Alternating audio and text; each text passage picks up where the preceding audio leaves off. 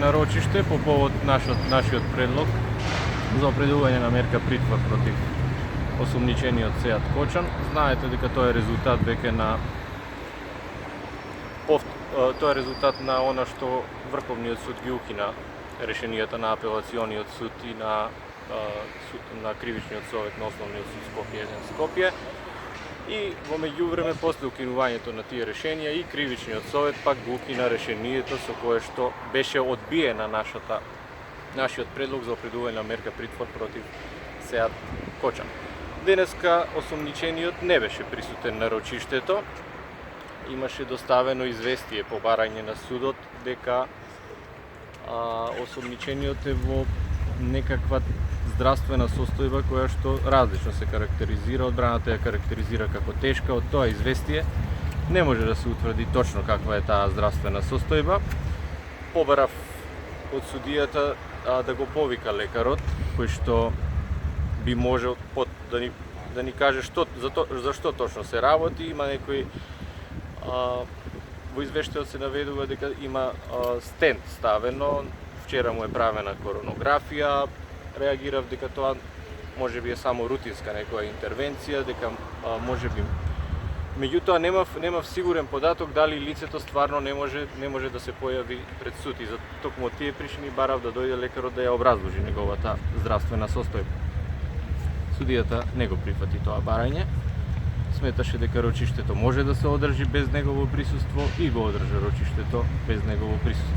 Постапуваше по напаствијата што ги даде уште Врховниот суд, не по напаствијата на кривичниот совет, затоа што кривичниот совет според она што судијата го кажа, а не го добивме ние како решение од кривичниот совет, е дека всушност и немал некакви напаствија како она да постапува во овој предлог. Напаствијата на Врховниот суд, за која што ќе кажам дека според мене тоа е деструкција на драматична деструкција на вредностите, на уставните вредности на државата кои што го направи Уставниот суд со неговото решение. Сега постапката е на судија на претходна постапка. Значи вчера или завчера кривичниот совет, пошто го немам добиено тоа решение, го укина решението на судијата за претходна постапка. Кога постапуваше првиот пат кривичниот совет, го преиначи нејзиното решение и определи мерка притвор и после тоа решение беше потврдено од страна на апелациониот суд во дел, само по однос на опасноста од бегство. Меѓутоа, кривичниот совет сега сметаше дека нема основа да постапува, нема да држи јавна седница по однос на нашата жалба, сега беше актуелна на однос на претходното решение, и го врати со решение по суштествена повреда на постапката на судијата со решение на првостепениот, односно пред судијата на претходна постапка да одлучува по однос на мерката притвор.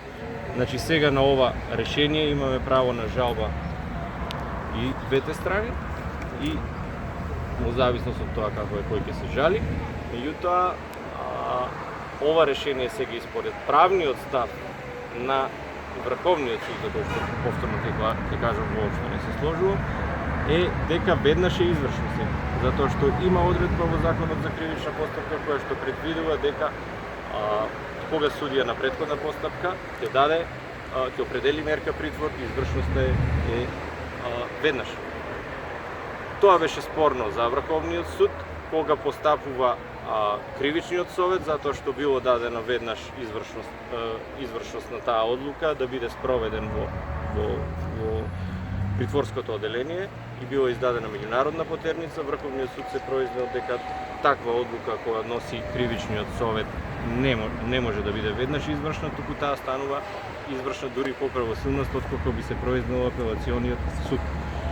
Значи, во таков случај, наш став е лично мој што се одржаме дека таа правна ситуација е воопшто одлучена, е решена со Законот за кривична постапка. Таму е предвидено дека кога се определува мерка притвор, иако е нагласено судијата на претходна постапка, меѓутоа кога се определува мерка притвор, значи веднаш мерката е извршена.